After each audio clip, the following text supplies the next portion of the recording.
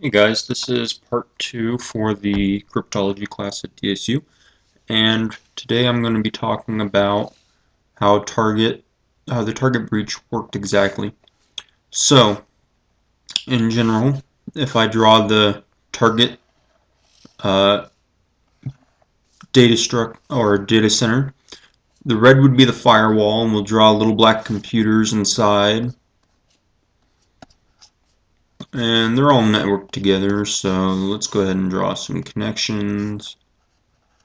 There we go. Now, when it's crossing the firewall, ideally, what you want to have is this blue line going out, and the blue line's encrypted. Let's call it that. Boy, I just encrypt. There we go. And the red is, of course, your firewall. So now this works all nice and dandy, except when you get to the real world, where, yes, we have our data center, for instance, that stores all the credit cards. And we're going to have all our computers again.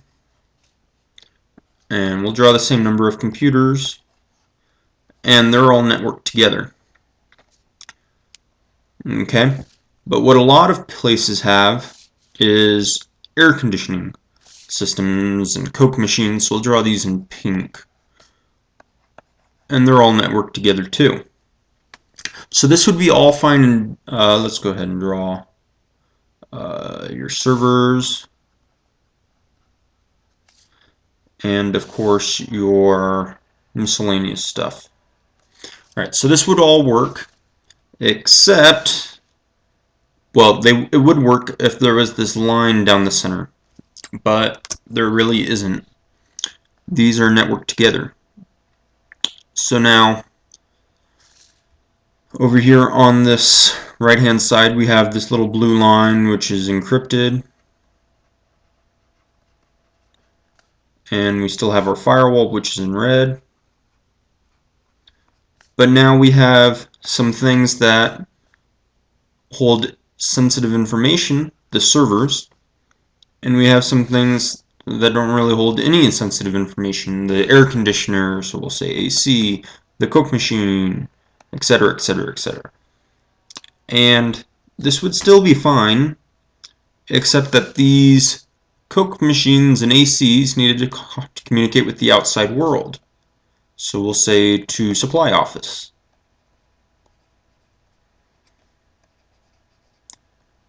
And they're unencrypted.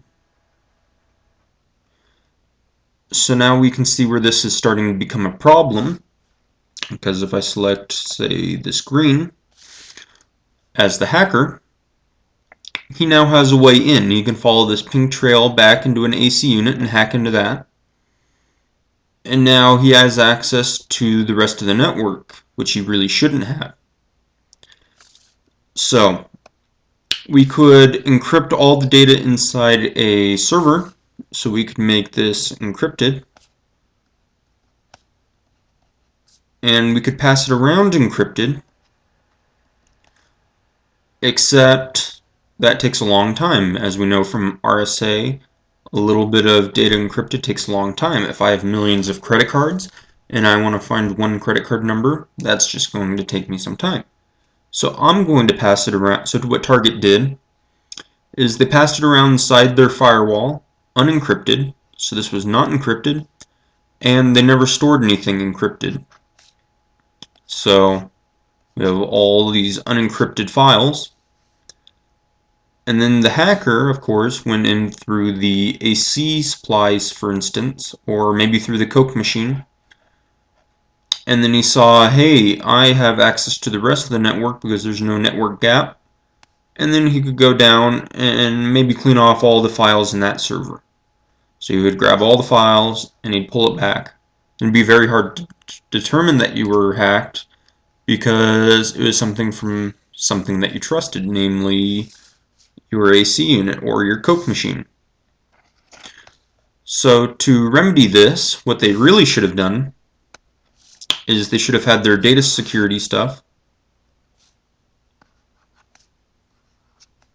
So my servers, and they're all networked together.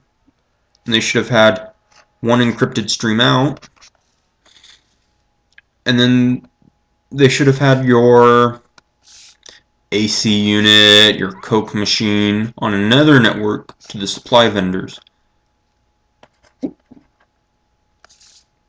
So that way when the hacker sees, oh, I have the AC unit or I have the Coke machine, he has nowhere left to go. And so he's stuck. Maybe he makes your office space heat up a little bit, but he's not going to destroy anybody's personal livelihood. And so we're a little bit safer on that. So switching gears a little bit, the third part of my paper was about pseudo-credentials, and we all know about this. So like for yahoo.com, you'll have a username, a place to live, and some other things. I don't know. You can mix them up for yourself, but none of these have to be true.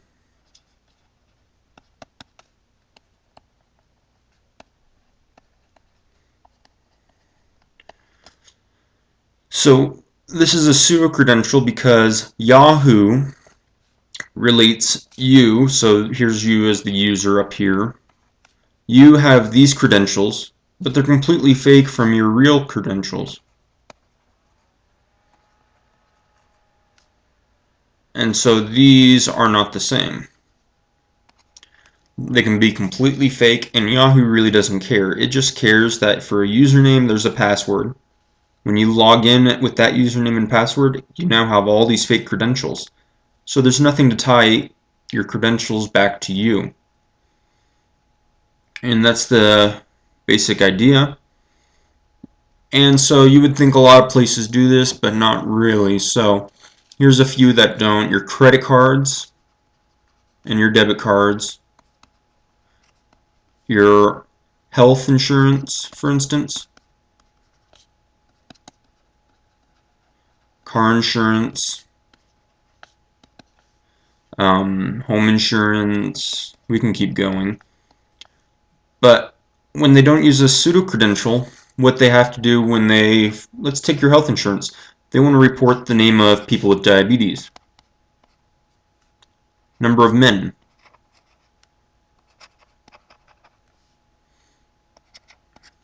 With diabetes. So there might be a company out there that all they do is they make drugs for men with diabetes, and they want to know how many potential customers they have. So they go to all these insurances and they go, hey, who has diabetes? Now ideally they would make up a pseudo-credential and say, so your pseudo-credential